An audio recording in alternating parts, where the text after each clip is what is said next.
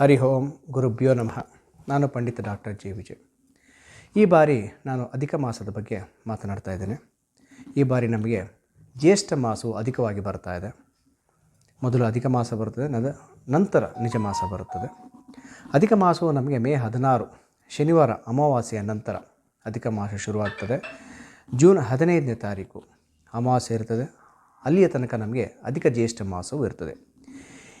ಸಾಮಾನ್ಯವಾಗಿ ಎಲ್ಲರಿಗೂ ಒಂದು ಪ್ರಶ್ನೆ ಇರ್ತದೆ, ಈ ಅಧಿಕ ಮಾಸದಲ್ಲಿ ಯಾವ ಕಾರ್ಯಕ್ರಮಗಳು ನಾವು ಮಾಡಬಹುದು, ಯಾವ ಕಾರ್ಯಗಳು ನಾವು ಮಾಡಬಾರದು, ಈ ರೀತಿಯಾದ ಒಂದು ಪ್ರಶ್ನೆ ಇರ್ತದೆ.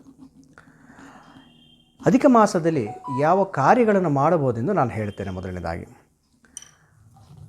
ಅಧಿಕ ಮಾಸದಲ್ಲಿ ನಾವು ಗರ್ಭದಾನ, ಪುಂಸವನ, ಸೀಮಂತ ಮತ್ತು ನಾಮಕರಣ ಈ ರೀತಿಯ ಕಾರ್ಯಕ್ರಮಗಳನ್ನು ನಾವು ಅಧಿಕ ಮಾಸದಲ್ಲಿ ಮಾಡಬಹುದು.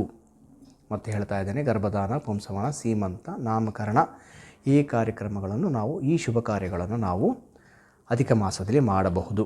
ಇನ್ನು ಮಾಡದೇ ಇರುವಂತಹ ಕಾರ್ಯಗಳು ಅಧಿಕ ಮಾಸದಲ್ಲಿ ಅಂದರೆ ವಿವಾಹವಾಗಲಿ, ಗೃಹ ಪ್ರವೇಶವಾಗಲಿ, ಉಪನಯನವಾಗಲಿ,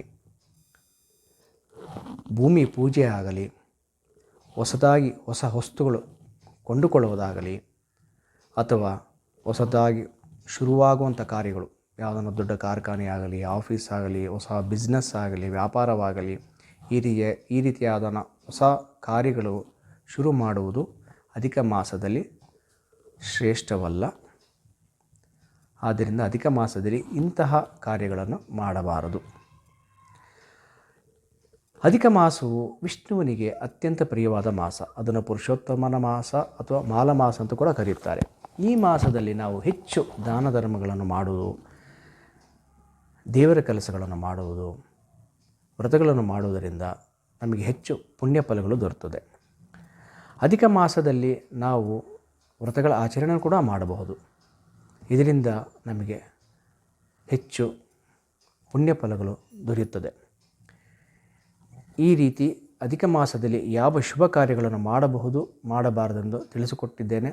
ಎಲ್ಲರಿಗೂ ಶುಭವಾಗಲಿ. ನಮಸ್ಕಾರ.